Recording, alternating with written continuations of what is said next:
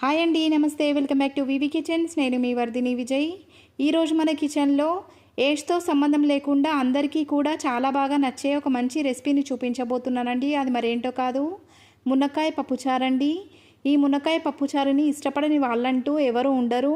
పప్పుచారు ఉంటే సరిపోతుందండి. కేవలం ఆ చారుతోనే అన్నం మొత్తాన్ని కూడా చాలామంది తినేస్తూ ఉంటారు. ఇలాంటి పప్పుచారుని సింపుల్ అండ్ ఈజీగా ఇంకా ఎంతో రుచికరంగా చేసే విధంగా నేను చిన్న చిన్న టిప్స్తో ఈ వీడియోను షేర్ చేస్తున్నానండి. ఈ వీడియోను కంప్లీట్గా చూడడానికి ట్రై చేయండి. ఈ పప్పుచారు టేస్ట్ మాత్రం సూపర్గా ఉంటుందండి.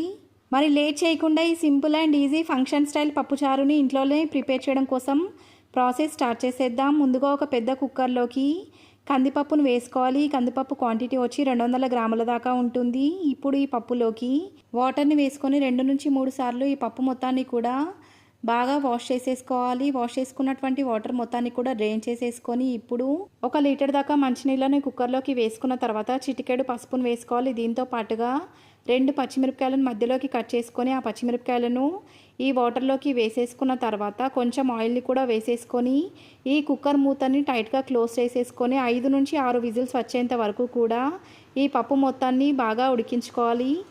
ఈలోగా మనం 50 గ్రాముల దాకా చింతపండుని ఒక బౌల్లోకి వేసుకొని ఆ చింతపండులోకి వాటర్ని వేసేసుకొని ఒకసారి చింతపండుని వాష్ చేసేసుకోవాలి. ఇలా కనుక వాష్ చేసుకున్నట్లయితే చింతపండులో ఉన్న డస్ట్ పార్టికల్స్ మొత్తం కూడా వెళ్ళిపోతాయి.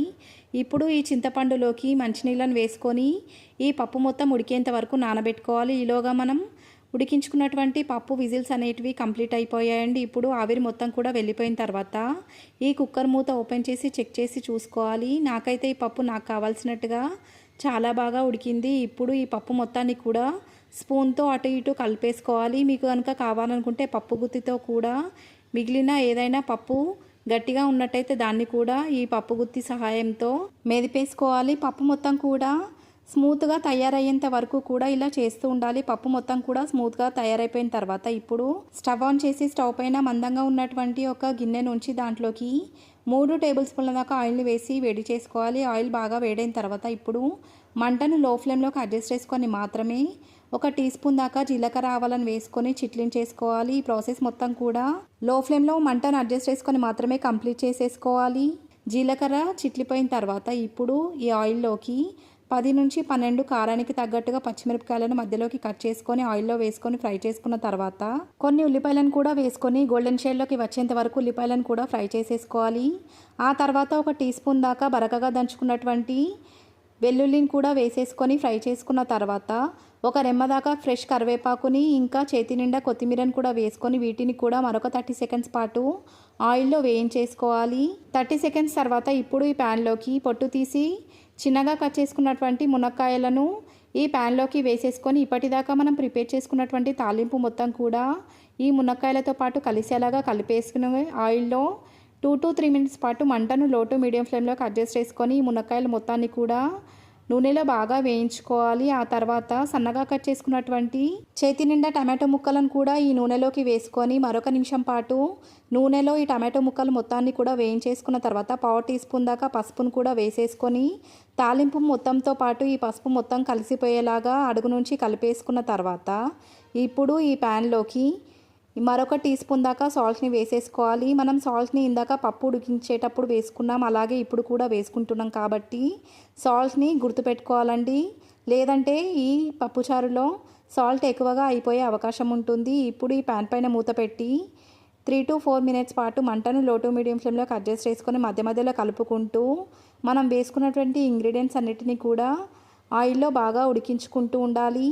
ఇలా మనం అన్ని ఇంగ్రీడియంట్స్ని వేసుకున్న తర్వాత ఆయిల్లో ఉడికించుకోవడం వల్ల టమాటో మెత్తగా ఉడికిపోవడమే కాదండి, మునక్కాయ రుచి కూడా చాలా బాగా మారుతుంది. ఆయిల్లో ఇలా ఇంగ్రీడియంట్స్ అన్నిటినీ కూడా వేసేసుకొని ఫ్రై చేసుకోవడం వల్ల పప్పుచారు టేస్ట్ సూపర్గా తయారవుతుంది. ఇప్పుడు ఈ మునక్కాయల్లోకి 1 టేబుల్ స్పూన్ దాకా కారాన్ని కూడా వేసేసుకొని కారం మొత్తాన్ని కూడా ఈ మునక్కాయ ఇంకా టమాటో ముక్కలతో పాటు కలిసేలాగా కలిపేసుకున్న తర్వాత మరొక 2 to 3 మినిట్స్ పాటు మంటను లో ఫ్లేమ్లోకి అడ్జస్ట్ చేసుకొని ఆయిల్లో ఈ మునక్కాయ ముక్కలన్నిటినీ కూడా ఫ్రై చేసేసుకోవాలి. 2 నిమిషాల తర్వాత ఇప్పుడు ఈ ప్యాన్లోకి ఇందాక మనం నానబెట్టుకున్నటువంటి చింతపండులో ఉన్న గుజ్జు మొత్తాన్ని కూడా బయటకు తీసి ఆ చింతపండు రసం మొత్తం కూడా ఈ మునక్కాయల ప్యాన్లోకి వేసేసుకోవాలి. చింతపండు రసం మొత్తాన్ని కూడా ఈ ప్యాన్లోకి వేసేసుకున్న తర్వాత మంటను హై టు మీడియం ఫ్లేమ్లోకి అడ్జస్ట్ చేసుకొని ఈ చింతపండు రసంతో పాటు ఈ మునక్కాయ ముక్కల్ని బాగా ఉడికించుకుంటూ ఉండాలి. 3 నిమిషాల తర్వాత ఇప్పుడు ఈ ప్యాన్లోకి ఇందాక మనం ఉడికించుకొని పక్కన ఉంచుకున్నటువంటి పప్పును వేసేసుకొని పప్పు ఇంకా చింతపండు రసం ఒకటిదానితో పాటు మరొకటి కలిసిపోయేలాగా ఒకసారి అడుగు నుంచి కలిపేసుకొని మంటను హై ఫ్లేమ్లోకి అడ్జస్ట్ చేసుకొని మరొక 5 మినిట్స్ పాటు ఈ పప్పుచారు మొత్తాన్ని కూడా బాగా మరిగించుకోవాలి. సాల్ట్ చెక్ చేసుకొని మీకు కనుక సాల్ట్ ఇంకా కావాలనుకుంటే సాల్ట్ని వేసేసుకోవాలండి. పప్పుచారు ఎంత బాగా మరిగితే అంత బాగా ఈ పప్పుచారు టేస్ట్ అనేది మారుతుందండి. పప్పుచారుని మరీ ఎక్కువగా కూడా మరిగించకూడదు. అలా చేసినట్లయితే పప్పుచారు చాలా చిక్కగా అయిపోతుంది. మరీ ఎక్కువగా కాకుండా మరీ తక్కువగా కాకుండా పప్పుచారుని మరిగించుకుంటూ ఉండాలి. పప్పుచారు మరగడం స్టార్ట్ అయిపోయి ఆల్మోస్ట్ పప్పుచారు మనకు కావాల్సిన కన్సిస్టెన్సీలోకి వచ్చేసింది. ఇప్పుడు ఈ పప్పుచారుని ఇలాంటి కన్సిస్టెన్సీలో ఉన్నప్పుడే స్టవ్ ఆఫ్ చేసేసుకోవాలి. లేదంటే చల్లారిన తర్వాత మరి కొంచెం దగ్గరగా అయిపోయే ఛాన్స్ ఉంటుందండి. స్టవ్ ఆఫ్ చేసేసుకొని ఇలా ప్రిపేర్ అయినటువంటి పప్పుచారుని వేడివేడి అన్నంలో నెయ్యి వేసుకొని కనుక తిన్నారంటే టేస్ట్ మాత్రం నెక్స్ట్ లెవెల్ అని చెప్పొచ్చండి.